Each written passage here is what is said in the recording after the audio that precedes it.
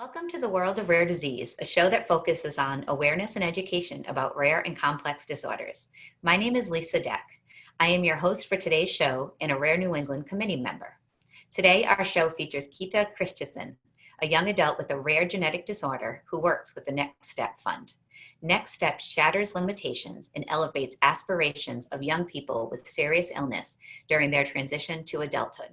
Quita is known as the resident people person, responsible for connecting young people and their providers to their programs, and she herself is a young adult with a rare genetic disorder.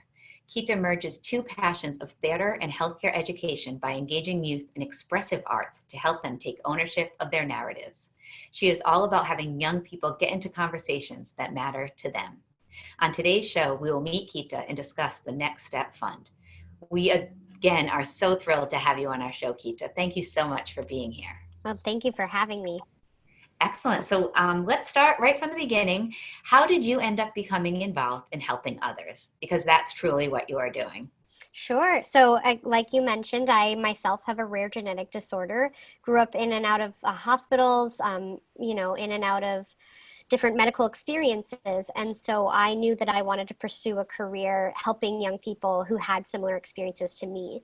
I grew up in Salt Lake City, but I ended up coming to Boston to pursue my master's degree at Boston University. I got a master's in public health. So again, I knew I wanted to help people. I wanted to have an impact on my community and others' communities. So I got here and I met some incredible people through my program, classmates that worked at Next Step. And I just connected with her instantly. And she asked if I wanted to volunteer for Next Step. And I said, oh my gosh, absolutely. And met the people of Next Step, and kind of the rest is history because that was 2014. So still here, still working with Next Step and trying to, work with these young people who are living these experiences. Right. So you're able to use your education, your lived experience, all of that to help these young adults. Yeah. So I also love the description, people person, the resident people person. Yeah. Can you tell me how you earned that description? I think anyone who sees your energy probably gets it, but I'd love a little bit more. Sure. So we are a tiny but mighty nonprofit, as I'm sure you can appreciate. We are a team I think we're up to 9 people, and forgive me, we just hired a couple more. So I'm like trying to make sure I have all our staff members on counting them. But I am, the tiniest but loudest member of the staff. So, and I've always been a people person. I'm a textbook extrovert. I connect with people, and that's how I recharge, is how I describe it. So I love meeting new people. I love to get into those deep conversations. Often people, when I meet them for the first time, I kind of push past all those, the small talk, and I go for big talk, like what brings you joy, or what experiences can other people learn from? Because we don't have time for small talk in the world and the work. You never know what's coming down the road. You never know what's happening next. Currently, we're kind of stuck at home. And so now I wish I would have hugged more people last year, or made a few more connections that I could Zoom with while being at home. So I definitely I appreciate people, and I love learning about them. I love to be around them. So. That's awesome. I actually feel very similarly. So it is nice to be able to connect online and talk to people, because the extrovert during quarantine is tricky, for sure. Yes. So what exactly is Next Step? Sure. Next Step is a nonprofit. We're based in Cambridge, Massachusetts, but we work with young people really all over the world. Anyone who can access us, we love to work with. And now with a lot of our programs, and I'll get into this in a little bit, are going 100% virtual. So really anyone from anywhere can access our programs and can join what we do. But we work with teens and young adults.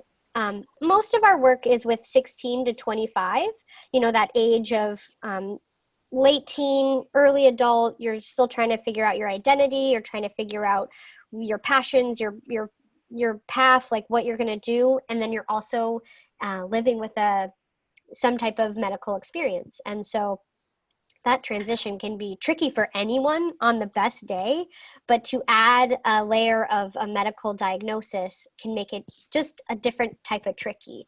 So next step, we try to get young people into a community. We try to help them kind of figure out the ways in which they want to influence themselves. I like to say that I like to engage their ability to leverage their own influence. So I want to get in the conversations that matter to them, the conversations they may not be having at school or even with their friends or with their providers. That way we can have the conversations and make sure that there's a way to have them safely when they have them outside of Next Step. Right. So we have different programs. One of the offerings we have is Campference, which part camp, part conference. And it was funny. I'm originally from Utah, and I was talking to my brother on the phone about my work at Next Step and saying that a Campference was coming up. And he was like, is that an accent? Like, is that the Boston accent you're catching? And I was like, oh, no, it's part camp, part conference. So all those fun things about camp, the things I still want to do, make s'mores, craft, do games, have the great songs with the guitar, all the fun things about summer camp. And then conferences. So I think of conferences, I think of networking, I think of workshops about something that I'm interested. But, sometimes with conferences, it's stale coffee, boring keynote speakers, and then an awkward, handshake. And how do I get in and out of these conversations during this mini, networking session? So we tried to take the best of both worlds and combine them for teens and young adults to start to, again, networking with their peers with some resources, but having a lot of fun doing it. So we do music, we have arts, we have a lot of food, because I'm a big foodie. So I love exploring different cultures and foods and get people excited about it. So that's one of our main offerings, is a Campference. But throughout the year, we also have some academic mentoring and tutoring for our young people. So this is a little younger, so ages 12, 13 up to high school graduation, who are living with sickle cell anemia. We have a after-school program. We also have an in-house music therapist. So she works with young people one-on-one or small groups or sometimes bigger groups to work on their narrative. Or she loves to ask, like, what do you want to create? What's the story you want to tell? We want to make sure you tell about you, because you have the ownership of it. It's no one else's story but yours. So it's amazing. So there's different ways that young people can get involved with our programs and participate and, find that sense of community so that they no longer feel isolated, stigmatized, disempowered. The three groups we work with, and I know Rare New England, you're focused on rare and different diseases in that capacity, but we work with young people who've had a cancer diagnosis, a rare genetic or chronic disorder, or who are HIV positive. So we do have offerings for each of those. Wonderful. I have to say, I became a patient at age 21, and I wish this existed back then, because I was I was lucky to have amazing family and friends supporting me, but there was nobody to understand.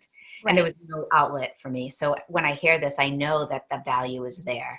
I know you also talked about, I remember hearing about the songs. Is you each individual sometimes create their own song. Is that correct? Yep. So we have, again, with our music therapist, Kimberly, she does those one-on-ones and young people can write their own song, but also at each conference, we create a community song. That's so what it was. Yeah, she has this amazing ability to get a group together and hear what they're talking about and the big points that are important to them. And she writes this, well, and it definitely, I want to say that the young people help write it. It's not just her, because she would definitely want me to say this, because it's true. The young people are there to create the song, and she just helps kind of string it together. And we get these amazing community songs. They're all on our website, so anyone can come and listen to these incredible songs written by young people. And so definitely, I highly encourage anyone to check those out. Right. So you've talked about your initiatives, and I'm going to give you a minute to tell us about where we can learn more. But I do want for you to let people know about the conferences coming up in this year, because I know they're a little different this year. So Yes.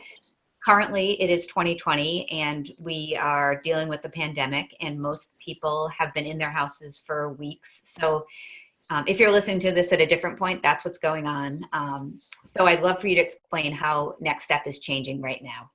Sure. So, as a result of the pandemic, COVID-19, we understand, myself with a rare disorder, that we need to do everything we can to keep young people, our communities safe.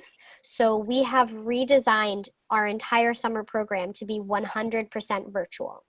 So this means that we had to put our thinking caps on, had a think tank with young people involved, because we want to make sure that we're doing it in a way that's accessible to them.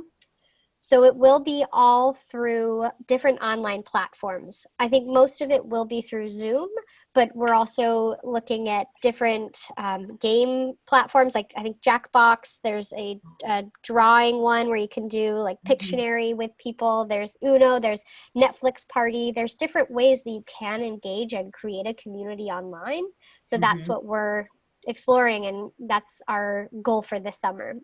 It's definitely going to be a learning curve, but we're excited, and the young people that we've had on our side to help us plan this, they're excited, and I think it'll be different, but it's going to be great. Wonderful. And where can somebody learn more about Next Step and the conference and all of these programs? Sure. So the best place is our website, nextstepnet.org, which is a mouthful and a lot of consonants. But nextstepnet.org is a great place to go for see what's coming up next, what we have been doing, and when the next conferences are. Our conference, like you mentioned, for rare disorders is July 9th through 11th. The applications for that conference are found online. I also want to mention a really great way to learn more about us, kind of an more super real time, is our social media. So, and that's just, the handle is at Next Step Fund. And we are on Instagram, Facebook, Twitter. I'm trying to explore TikTok, which is a wild concept. I think of myself as a young adult, and then I get on TikTok and I'm like, what is this? So we are there, but it is a fun way to kind of see our personalities. Myself and Kimberly, the music therapist I mentioned, we've been hosting Instagram live sessions, which have been a lot of fun.